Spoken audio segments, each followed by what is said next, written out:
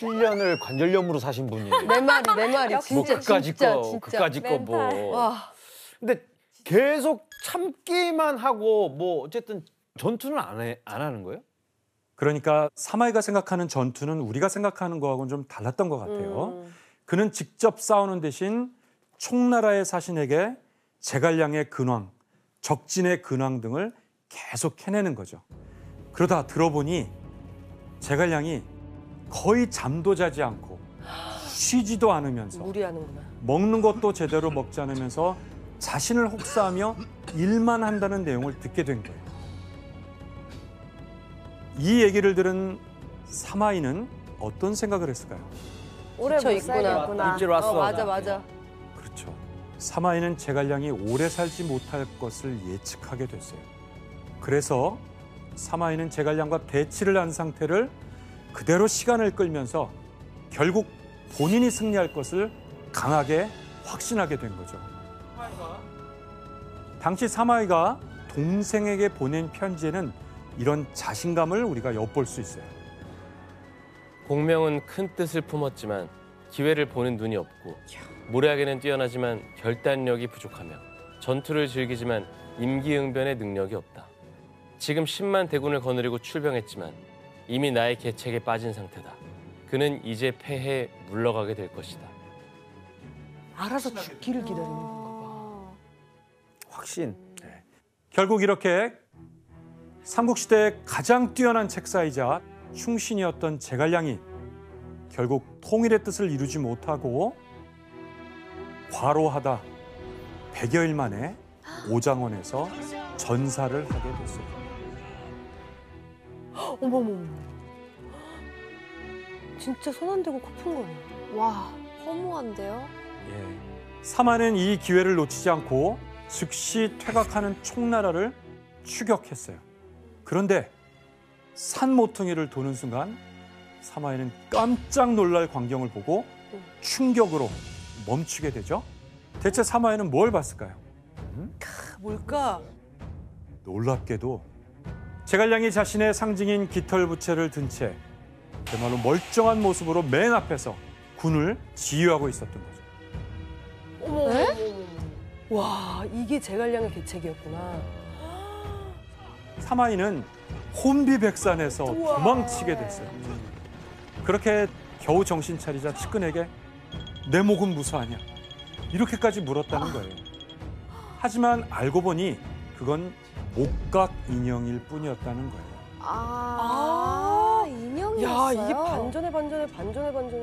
이 제갈량이 자신이 죽은 후에 사마이가 쫓아올 것을 대비해서 만들어둔 거였다는 거예요. 어떡해. 이 일로 죽은 제갈량이 살아있는 사마이를 물리쳤다라는 아주 유명한 중국 속담이 여기서 생긴 거죠. 교수님, 그러면 이 사마이와 제갈량의 세 번째 대결은 진짜예요? 난 좀 사실이에요? 좀 냄새가 나는데요, 저기 이것도. 많이 나죠. 많이 나죠. 많이 나요. 아니야, 나 이거 진짜일 것 목각 같아. 인형. 제발 진짜였으면 좋겠다. 그때 급조한 목각 인형을 사람으로 착각한다? 네. 그쵸, 어떻게 제발- 인형을 보고. 제발 사실이라고 정사에 있다고. 근데 하나쯤은 맞았으면 진짜 좋긴 하겠다. 나도. 왜냐면 업적이 지금 제갈량 업적이 다 없어, 무너지는 거거든요. 거의 없어. 이 유명한 목각 인형이라는 사실 이제 소설에만 있는 픽션이에요.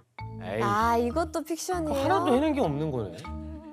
소설에서 사마이가 제갈량의 인형만 보고도 겁을 먹고 도망치는 걸로 이렇게 각색한 거는 죽은 제갈량마저 두려워하는 겁쟁이로 희화화시킨 거예요. 아니, 사마이 억울해서 어떡해요. 네. 하지만 명백한 역사적 진실은 결국 사마이가 제갈량에게 승리했다는 거죠. 그쵸. 그렇다면 이후에 조조유비에 이어 제갈량까지 죽어버린 삼국시대에서 사마이는 어떤 역사를 만들어 나갔을까요? 야, 이제 경쟁자가 없죠, 뭐 이제 맞아. 상대가 없지. 제갈량이라는 라이벌을 물리친 사마이는 위나라에서 더욱 승승장구하게 됐어요. 당시 사마이의 나이도 어느덧 이제 60살에 접어들게 된 거죠. 하지만 황제인 조회가 갑작스럽게 죽음을 맞게 되고 그의 아들인 조방이 황제에 즉위하게 되는데 불과 8살이었어요. 애기네요. 그리고 신하들 사이에서 권력 다툼이 시작이 되면서 사마의에게도 심한 견제를 받게 됐어요. 이에 위기감을 느낀 사마의는 한 발 이제 물러나게 됐는데 아직 자신을 견제하는 세력과 싸울 때가 아니라고 생각한 것 같아요. 언제 싸울 때가 있어요? 평화주의자였어 알고 봤더니. 평화주의자야. 그래서 예전에 조조의 부름을 거절했을 때처럼 이제 꾀를 생각하게 됐는데 알아놓는 거지 또.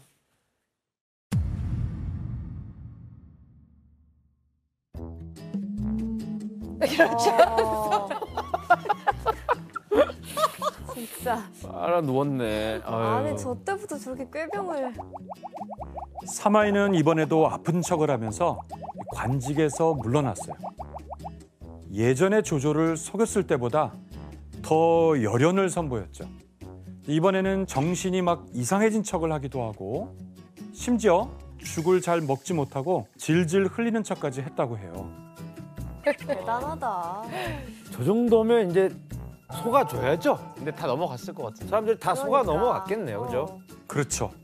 이제 사마이를 견제하던 그 세력들은 이제 사마이가 진짜 늙었고 또 이제 병들었다고 병들었구나. 이제 생각을 하게 돼요. 그래서 사마이에 대한 경계심을 풀고 방심하게 된 거죠. 하지만 그 틈을 타서 사마이는 아들들과 비밀리에 사병들을 양성하고 있었어요. 그리고 수도 로에앙이 비어있는 순간 3,000명의 군사를 동원해 정변을 일으켰어요.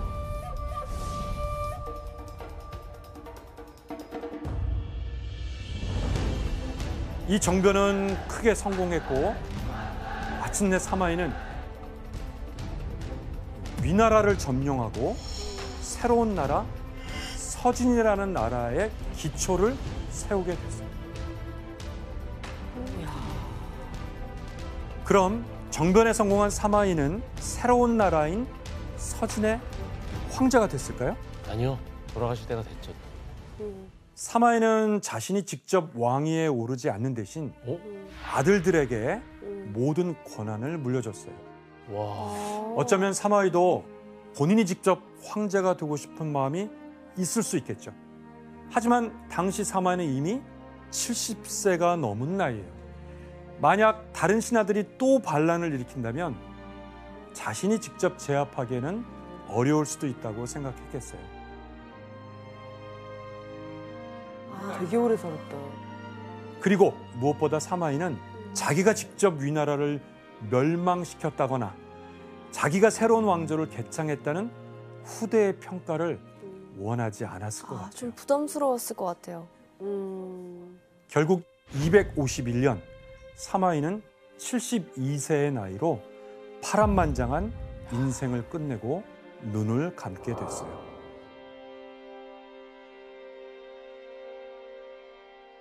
이후 사마이의 아들 사마소는 이제 서진이라는 나라를 수립했고 총나라를 완전히 멸망시켰어요. 그리고 사마소가 죽은 후에 사마염이 오나라까지 정벌 하면서 비로소 서진이 혼란했던 삼국시대에 막을 내리고 천하통일을 이루게 됐어요. 그리고 사마염은 사마이를 서진의 고조 선황제로 추대하게 됐어요. 이로써 사마이가 삼국시대를 통일한 왕조의 시조가 된 거예요.